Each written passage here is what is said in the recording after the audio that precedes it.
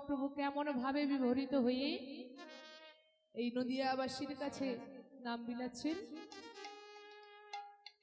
প্রেম জলে ডুবো ডুবো লোচন তারা, প্রেম জলে ডুবু ডুবু লোচন তারা, প্রেম জলে ডুবু ডুবু লোচন তারা, প্রেম জলে ডুবো ডুবো লোচন তারা, প্রেম জলে ডুবু ডুবু লোচন তারা, অখিল জীবের লাগে ভাবেতে বিভরা, অখিল জীবের লাগি ভাবেতে বিভরা, আমার অখিল জীবের লাগি ভাবেতে বিভরা, আমার অখিল জীবের লাগি ভাবেতে বিভরা, অখিল জীবের লাগি ভাবেতে বিভরা, আমার অখিল জীবের লাগি ভাবেতে বিভরা, আমার অখিল জীবের লাগি ভাবেতে বিভরা, আমার অখিল জীবের লাগি ভাবেতে বিভরা, অখিল জীবের লাগি ভাবেতে বিভরা।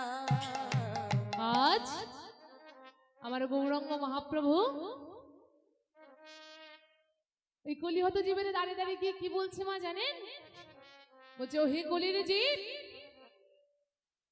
তোমরা যারা মান করে থেকে গেলে তাদের ভাগ্যে কিন্তু গৌরব আমার ভগবান আসলেন না,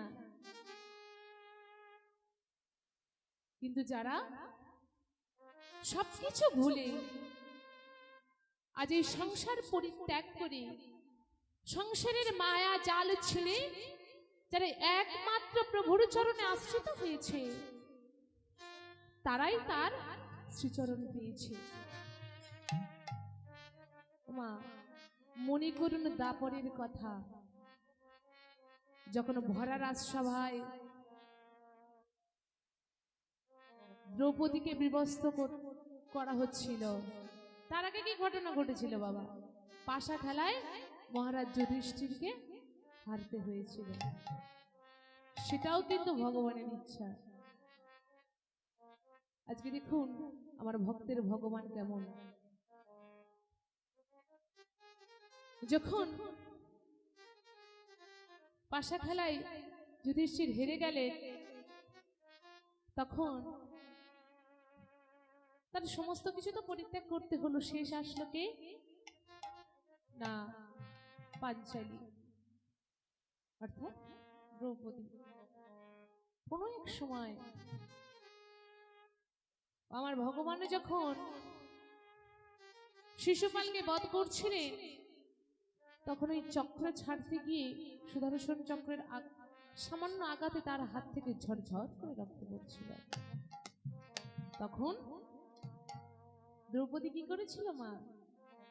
নিজের অঞ্চল ছেড়ে তার থেকে কাপড় নিয়ে আর গোবিন্দের হাতে বেঁধে দিয়েছিল। আর আজ দেখুন সেই এক টুকরো কাপড়ের জন্য কাপড়ের পাহাড় আমার ভগবান জুগাইয়ে দিলেন।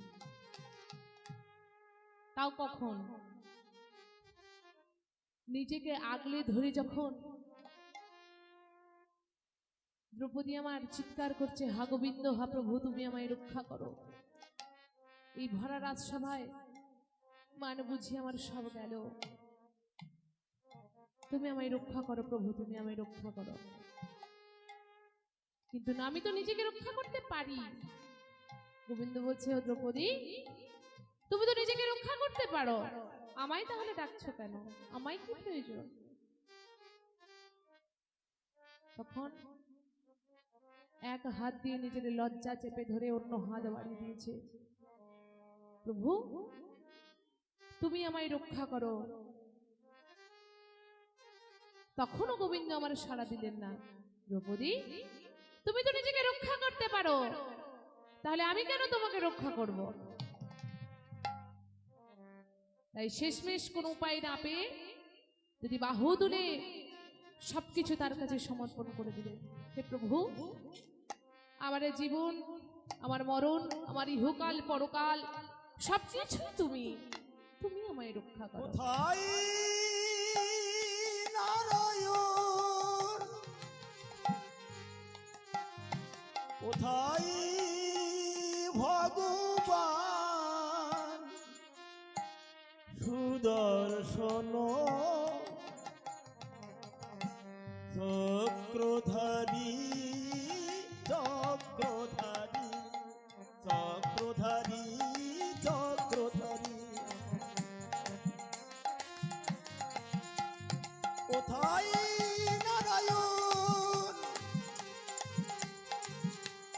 কোথায় ভগবান সুদর্শন চক্রধারী চক্রধারী চক্রধারী চক্রধারী আস্তে। চক্রধারী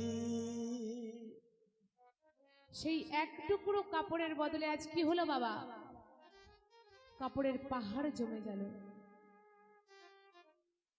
অন্যদিকে কথা প্রসঙ্গে বলতে হয়, আজ যারা পরম প্রেমময় শ্রী শ্রী ঠাকুর অনুকূল চন্দ্রের দীক্ষায় দীক্ষিত, তারা প্রতি প্রত্যুষে উঠে